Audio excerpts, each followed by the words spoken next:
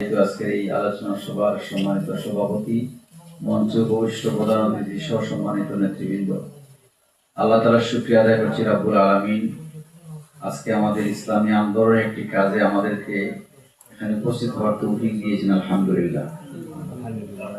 দুই নম্বর, আল্লাহ তাআলার নিকট দোয়া করছি আমরা এই আন্দোলনের ডাকে যাতে শরীক হয়েছে আল্লাহ রব্বুল আলামিন আমাদের এই সামান্যতম কাজকে যেন লম্বা পরকালের কঠিন দিনের জন্য আল্লাহ তাআলা যেন সহজ করে দিন। আল্লাহ সবাই বলি আল্লাহুম্মা আমিন।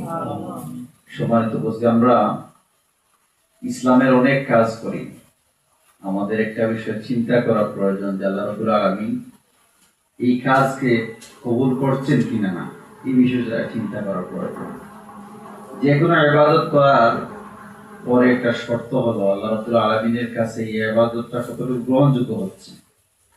আমরা দোয়া করছি আল্লাহ রাব্বুল আলামিন আমাদের আজকের এই বসাকে যেন আল্লাহ রাব্বুল আলামিন পরকালে কঠিন দিনে এই বসা যাতে জান্নাতুল ফেরদাউসে যাওয়ার কারণ হয়, আল্লাহুম্মা আমিন।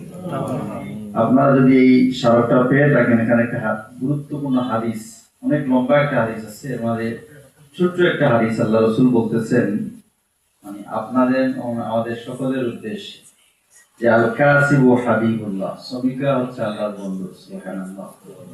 এই যে আল্লাহ তাআলার বন্ধু হওয়া, কোরআনে একটা আয়াত আছে সূরা ফুরকানে, ওয়া ইবাদুর রহমান, তারাই হচ্ছে আল্লাহর বান্দা, আল্লাহর প্রিয় বান্দা। মানে ইবাদ দ্বারা আল্লাহর প্রিয় বান্দা বোঝানো হচ্ছে। এখানে পরিশ্রম যারা করে, শ্রমিক যারা, এরা হচ্ছে আল্লাহর প্রিয় বন্ধু।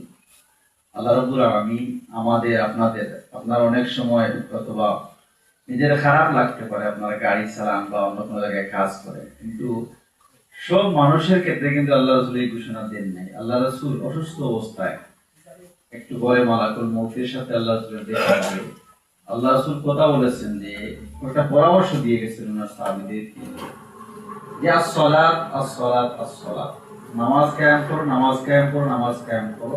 শেষ কথাটা ছিল মা মালাকাত আইমান, করে যারা কাজ করে, করে যারা আমরা কাজ করার জন্য মানুষ রাখি, ওই মানুষের প্রতি যারা সুন্দর ব্যবহার করা। এবং এই আদর্শটা আমরা যদি বাংলাদেশে ইসলাম কায়েম হয়, তোমার শ্রমিকদের মর্যাদা শ্রমিকরা পাবে ইনশাআল্লাহ। কিভাবে পাবে? আল্লাহ রাসূল সাল্লাল্লাহু আলাইহি ওয়াসাল্লাম একটা জিহাদের ঘোষণা দিয়ে তিনি ইন্তেকাল করেছেন। পরবর্তীতে আবু বকর রাদিয়াল্লাহু তাআলা উনি খেলাফতে ছিলেন, উনি একজন কৃতদাসকে সেই যুদ্ধের নেতৃত্ব দেওয়ার জন্য দিয়েছেন। ওসামা বিন যায়েদ রাদিয়াল্লাহু তাআলা, উনি কৃতদাস বংশের মানুষ ছিলেন, কৃতদাস ছিলেন, কিন্তু ওনার পিছনে